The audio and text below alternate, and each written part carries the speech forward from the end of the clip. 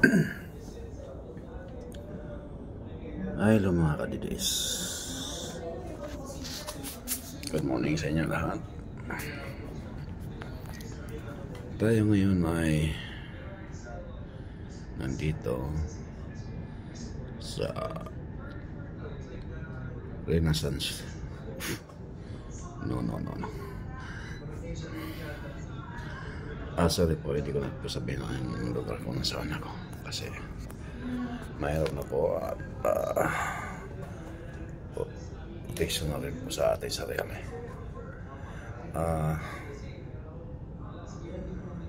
Ito po ating topic ngayon. Isang topic ng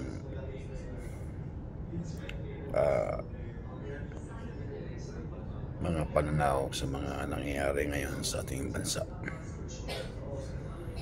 Ay, siya nga pala bagong lahat. Ako mangumusta sa inyong lahat dyan, sa mga OFW natin, sa mga kababayan sa iba-ibang lugar sa nasod. Kung nasaan man kayo ngayon, ingat po kayo at sana yun ang sumabuti tayong kalagayan lahat.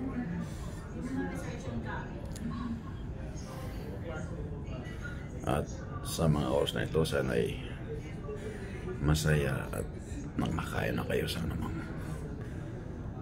busog na kayo sa mga oras na ito. At sana ang iba nagparelax na, nakapagpahinga na. Kawawa naman talaga ito ating mga bayan ng Pilipina sa ibang bansa. Nagtatrabaho alang-alang sa kanilang pamilya.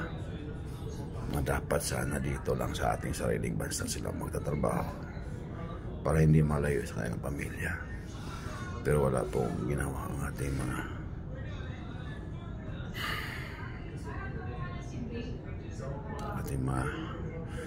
namumuno ng ating bansa.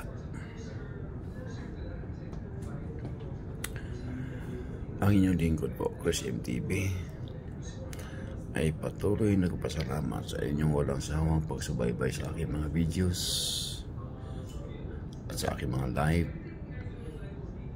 at sa walang sawa inyong pag-share lang po, at comment at like at subscribe lang po sa YouTube channel ko. Please pakipindot lang po ang bell button para po masubaybayan po lahat ninyo ang aking mga vlogs.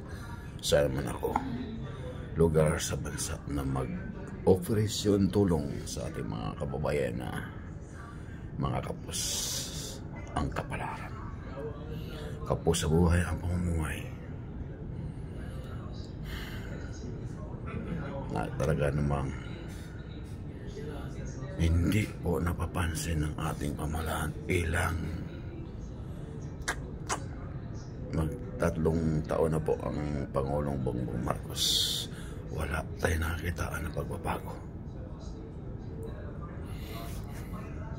Wala po tayo hinihiling kundi ang pagbabago at makamta natin at ang kasaganahan kahit man lang sa kunting panahon ng ating ibubuhay sa mundo.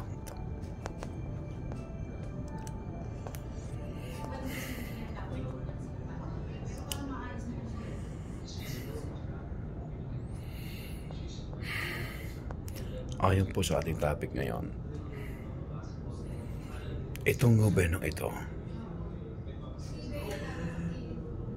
hindi po sila nag-isip kung paano masaayos ang ating pamahalaan, kung paano mabigyan ng lunas ang mga problema at suliranin ng ating mga mahihirap na kababayan. Napakasimple lang po ang problema at solusyon ng ating problema at mga hinaing ng ating sabayan ng Pilipino na nangangailangan ng tulong ng ating gobyerno. Talagang sadya lang po, talagang hindi ginagawa ng mga galamay ni Bongbong Marcos ang nagpapahamak sa mga kalakaran ng gobyerno ito.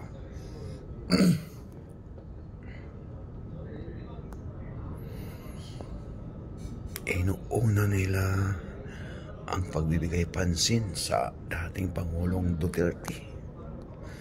Nang ginawa naman ang lahat ni Pangulong Duterte nung siya naupo. Binubuti naman niya ang kalakaran ng ating bansa. Maging sa crime, sa peace and order, economic, at iba pa. Maraming ginawa po ang ating mahal na Pangulong Duterte nung siya naupo. Pero bakit ngayon pinilit pa rin ang butasan at hanapan ng butas ang dating administrasyon? Pamumuno ni dating Pangulong Rodrigo Roa Duterte. 10 ng mga Duterte, I love you po sa inyo lahat. Forever Duterte ako.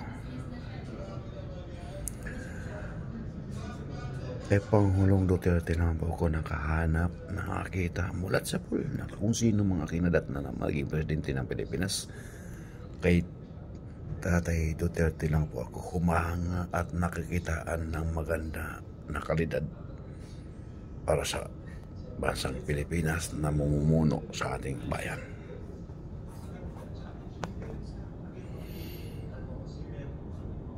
Ang ginawa po ng ating mahal na Pangulong Duterte, handa siya mag-alay ng buhay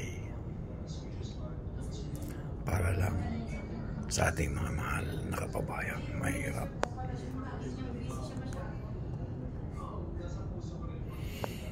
Ngayon po talagang sadyang pinilit nilang hanapan ng butas ang ating mahal na Pangulong Duterte. Nawala naman talaga dapat silipin ang butas. Dahil sa akin pagkakalam po, sa aking sariling opinion at pananaw, yung Chinese na yan, yung usapan ng China na yan, usapin sa panahon pa ni Cory Aquino yan.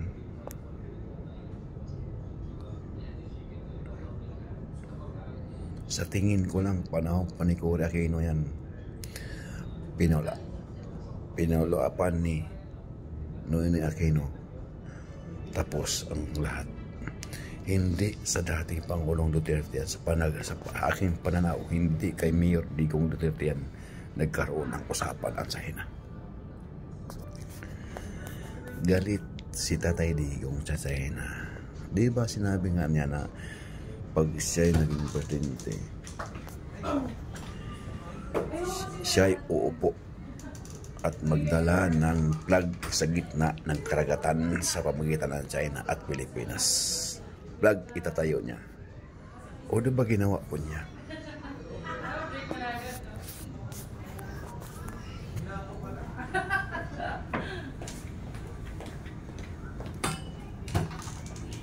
Ginawa ni Tatay Digong lahat yun. Kung ano yung sinasabi niya. So, anong kinalaman niya China? Ay, sorry po. Excuse me po, may sounds po tayo. Bawal po ito, may sounds. Kasi kung hindi naman siguro masyadong rinig. Ngayon po,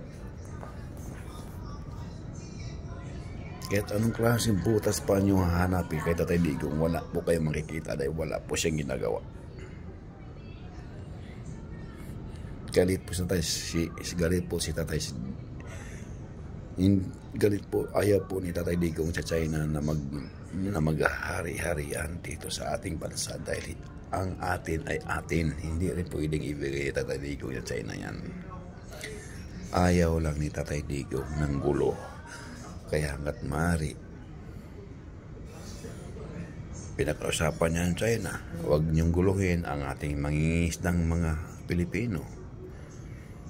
Hayaan niyong mangingisda yan sa karagatan, huwag niyong harangan. Dahil kung harangan siguro niyo, ako ang inyong mga kalaban. Baka yan po ang ginawa ni Tatay Digong na strategy para may takot ang China sa kanya. Kaya hindi niya ginalaw ang isda sa karagatan na malapit sa lugar na pinag-aagawan ng Philippines at China. Na pag-aari naman ng Pilipinas yan. Kaya ginawa lang Tatay Digong lang ang lahat para hindi lang magkaroon ng away at gulo ang Pilipinas versus China dahil maraming ang buhay po ang mawala. Paano yung buhay ng ating mga mahal na kabataan, mga malula, mga matatandang, mga ating mga mahal sa buhay kung nagkakaroon ng digmaan? Kung ilang taon yan tatagal, kung ilang buwan yan tatagal, tatagal ba yan mga yan, mga bata na yan, saka mga lola na yan, lolo? Yun ang inisip ni Tatay Digong kaya hindi siya nakigulo sa China. Kaya hindi rin siya ginalaw ng China. Kaya hindi rin ginagalaw yung mga ating mga mahal na mangisda na magpatuloy mangisda sa magitan ng China at Pilipinas. Hindi ginagalaw ng Chinese dahil respetado sila. Respetado nila si Tatay Digong bilang presidente ng Pilipinas at kagalang-galang na tao. Diba? Yung sinasabi niyo, usapan, walang usapan yan. Noon pa yan. Kay Cory pa yan. Noong, palagay ko lang ha, aking pananaw ko lang ha, noong panahon umupo si Cory, portitado ng China yan.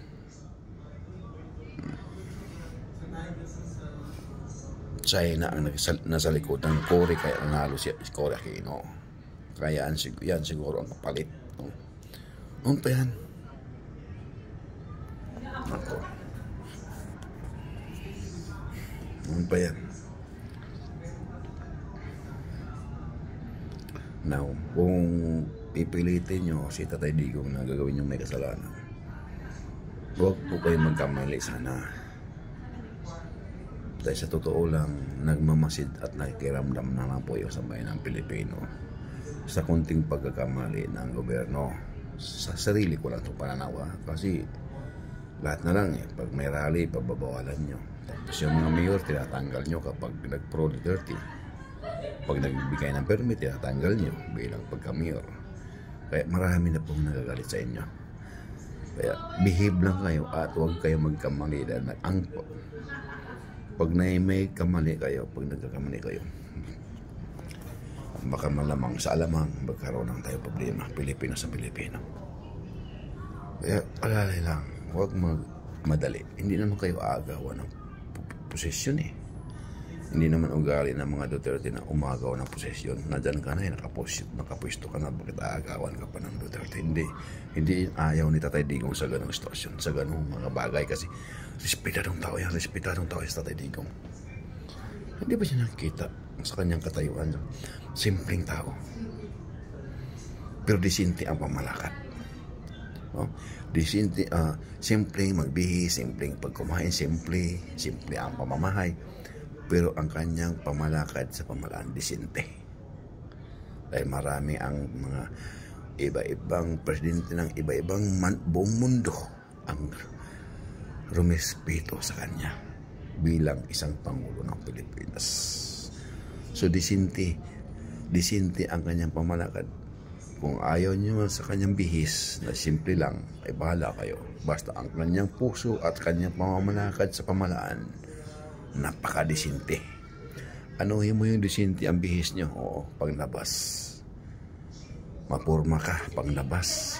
Mapurma ka sa pag humarap ka sa mga presidente ng iba-ibang mundo, sa iba-ibang presidente sa buong mundo.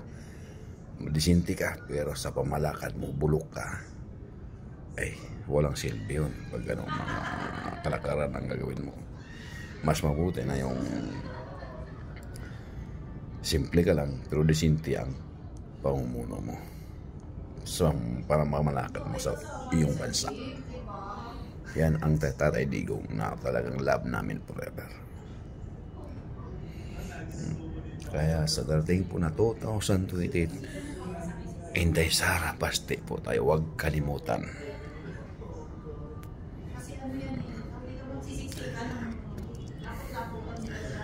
Ito kasi ating pamumuno ngayon.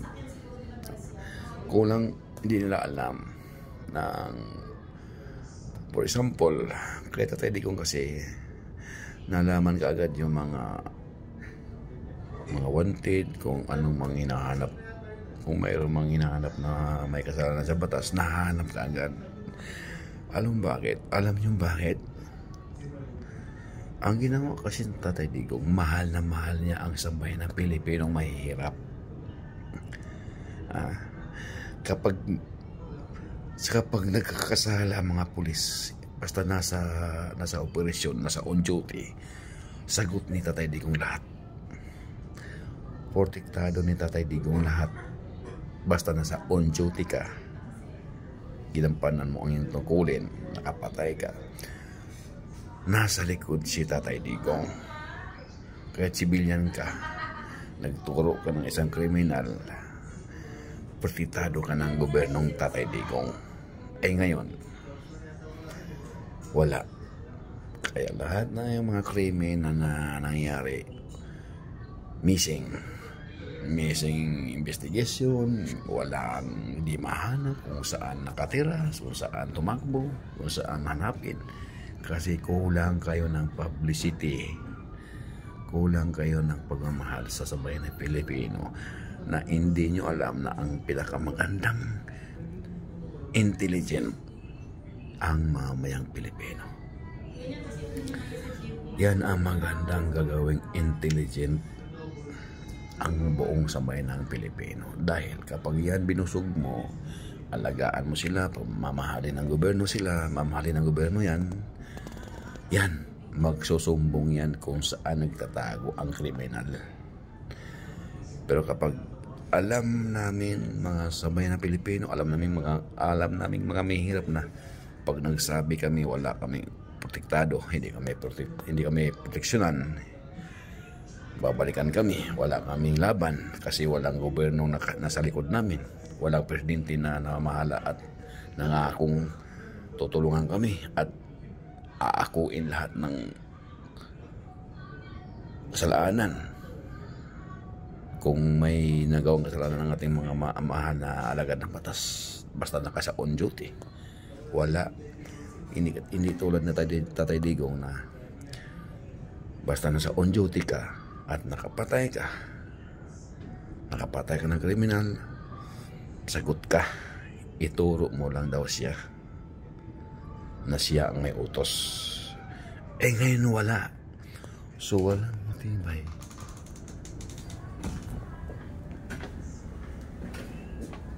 Walang matibay na pagbabasihan ng base, pagbabasihan ng sandalan ang mga gustong tumulong sa gobyerno ng mga Pilipino, mga simpleng tao na maging intelligent para madakip agad yung wanted, para mahuli agad. Wala silang lakas ng loob para gawin nila kasi wala pong gobyerno ang nasa likod nila. Wala silang maasahan na tulong ng gobyerno, kaya ganun.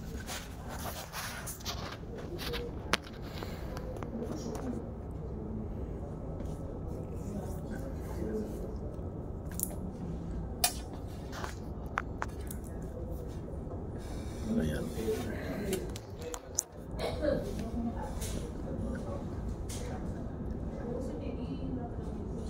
Dapat nang gawin ng gobyerno, alagaan niya ang mga Pilipino, mga mahirap na Pilipino.